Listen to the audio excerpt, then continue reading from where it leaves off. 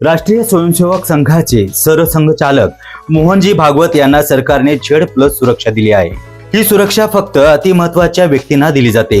ती सुरक्षा काढून घ्यावी किंवा त्याचा खर्च सरसंघचालकाकडून वसूल करून घ्यावा या मागणीसाठी मुंबई उच्च न्यायालयाच्या नागपूर खंडपीठात एक जनहित याचिका दाखल करण्यात आली होती। ललन सिंग नामक एका व्यक्तीने ही याचिका दाखल केली आहे। या याचिकेद्वारे केंद्रीय गृह मंत्रालय, सुरक्षा दल आणि राज्य शासनाच्या विविध विभागाला प्रतिवादी करण्यात आला आहे। आजकाल प्रसिद्धीसाठी कुणीही कुणावरती देखील याचिका दाखल करतात, याचा हा नमुना आहे। अशा याचिका करण्यामागे प्रसिद्धी लोलुपता कारणीभूत असते, त्यातच हा नमुना असावा। राष्ट्रीय स्वयंसेवक संघ कोट्यावधी भारतीयांची फार मोठी संघटना आहे। या संघटनेवरती सर्वस्वी प्रेम करणारे आणि निष्ठा बाळगणाऱ्यांना राष्ट्रीय स्वयंसेवक संघाचे सरसंघचालक म्हणजेच परमपूज्य आणि आदरणीय व्यक्तिमत्व वाटते।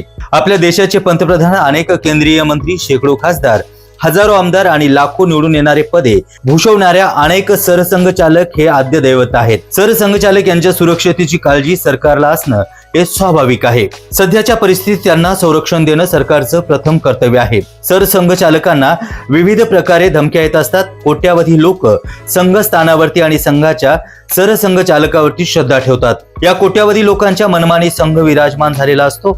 अशा व्यक्तिमत्वाला संरक्षण देणं आणि एखादी विपरीत घटना घडली तर त्याचे किती गंभीर परिणाम होतील याची कल्पनाही आपल्याला करता येणार नाही। तुम्हाला संघाचे विचार पटो अथवा न पटो, तुम्ही त्यांचे अनुयायी असो अथवा विरोधक असो, मात्र राष्ट्रीय स्वयंसेवक संघ जगातील सर्वात मोठी अनुयायांची संघटना आहे, हे तुम्हाला देखील मान्यच करावं लागेल। मग अशा महत्वाच्या संघटनेच्या सर्वोच्च पदावरती महनीय आणि वरिष्ठ व्यक्तीला Z+ सुरक्षा प्रदान केली तर सरकारवर आकाश कोसळणार आहे का? ही अशा प्रकारची सुरक्षा व्यवस्था प्रदान करणं यापूर्वी देखील झालेलं आहे। अनेक दादा लोकांना वेगवेगळ्या प्रकारच्या सुरक्षा याआधी देण्यात आल्या आहेत। त्यापैकी कित्येक जण वेगवेगळ्या प्रकारचे नावाजलेले होते, पण त्या काळामध्ये अमुक एकाला सुरक्षा दिली म्हणून कोणी याचिका दाखल केल्याचं ऐकवत नाही। मग एखाद्या दीड शहाण्याने सरसंघचालकांना सुरक्षा प्रदान केली म्हणून याचिका दाखल करावी, हा केवळ प्रसिद्धी मिळवण्याचा एक मार्ग आहे असंच आपण समजलं पाहिजे। प्रसिद्धी मिळवण्याचे अनेक मार्ग असतात, त्यामधील सगळ्यात सोपा मार्ग म्हणजे मोठ्या माणसाचं नाव घेतलं की लगेच मोठी प्रसिद्धी मिळते।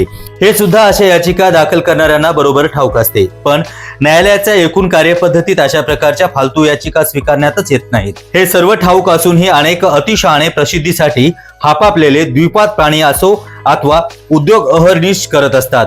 आज न्यायदेवतांनाही या याचिकेला केराची टोपली दाखवली आहे। आता तरी अशा प्रकारच्या याचिका दाखल करणाऱ्या याचिका करताना यापासून बोध घ्यावा आणि अशा प्रकारचे फाजील धंदे सोडून स्वतःच्या आणि न्यायालयाचा वेळ विनाकारण खर्च करण्यापेक्षा स्वतःचा उद्योग थांबवावा। विद्वान न्यायाधीशांनी याचिका फेटाळल्यानंतर त्या याचिकाकर्त्याला न्यायालयाचा वेळ विनाकारण दडवला म्हणून दंड लावला की नाही हे अजूनही समजलं नाही। खरे तर अशा याचिकांवर आणि याचिका करणाऱ्यांवरती जबरदस्त दंड लावलाच पाहिजे असं सर्वसामान्यांचं मत आहे, कारण न्यायालयाचा अमूल्य वेळ अशा प्रकारे याचिकेद्वारे वाया जात असतो, त्याची भरपाई झालीच पाहिजे। आता न्यायालयाने याचिका फेटाळली आहे, त्यामुळे तरी अशा याचिका दाखल करणाऱ्यांचे डोळे उघडतील एवढीच आपण आशा करूया।